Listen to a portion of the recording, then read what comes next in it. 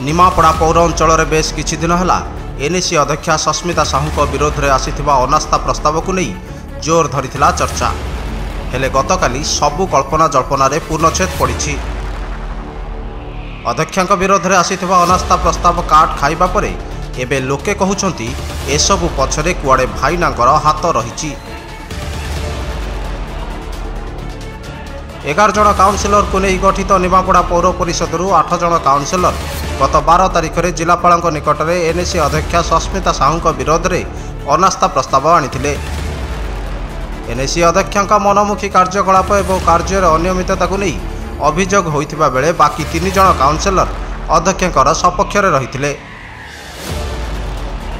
अपरपक्षे NAC अध्यक्षा सस्मिता साहू गत 13 तारिख में एक सांबादिक सम्मेलन डाकी तांको विरोध में आसीथिबा समस्त अभियोग भित्तिहीन और मिथ्या बोली कहिथिले। कौनसी मनमुखी काउंसिल पास है से सब कार्य करा जाए से सब कार्य आमर पूर्वतन विधायक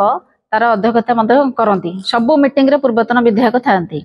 जदि दुर्नीति करा कहीं आज से उठेले दल परिवर्तन पर से कहीं काउंसिल मीटिंग रे सेटा कहीं आलोचना कलेनी सेटा पूरा भूल कथा। एमती कौन कार्य है जे बिना टेंडर रे कार्य होईची किंबा कौन जो टीम मानकर एसएचजी ग्रुप रे माध्यम रे काम होला मोर रूल जे जो ग्रुप काम पाई सारी गोटे कि 2टा पाई सारी नेक्स्ट ग्रुप को दियो मु एटा अपील करे बरो काउंसिलर माने कहंती जे आम वार्ड रे एसएचजी आमे कामटा नबु जोटा कि काउंसिलर माने ताठू फायदा उठांती। एथिसहित तांको किछि निर्दिष्ट फाइल रे साइन करबाकू बाध्य करा जाउथला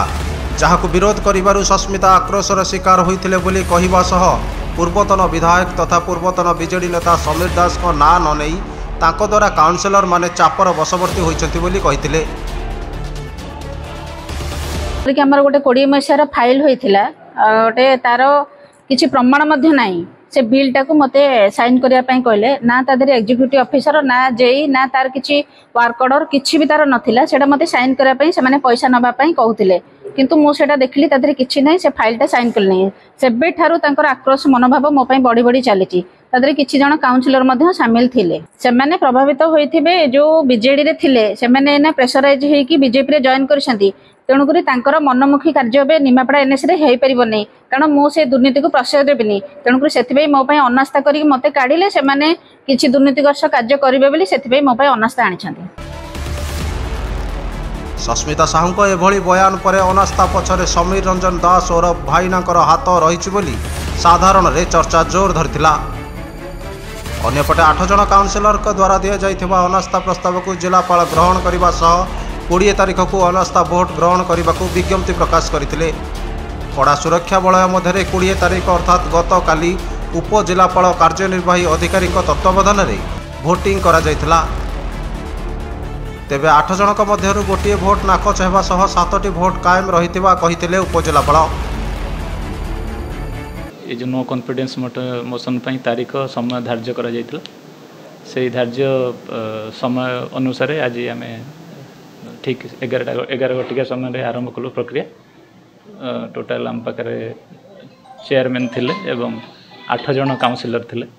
तो 8 जन काउंसिलर भीतर को तांकर मतदान प्रक्रिया देले मताधिकार 7 जन काउंसिलर सपक्ष देले नो कॉन्फिडेंस मोशन सपक्ष जड़े काउंसिलर जेहेतु 2 जन सपक्ष एवं विपक्ष मतदान सब्यस्त करछन ताको आमे रिजेक्ट कलु से बैलेट पेपर तो वर्तमान 7 जन सपक्ष देइछन।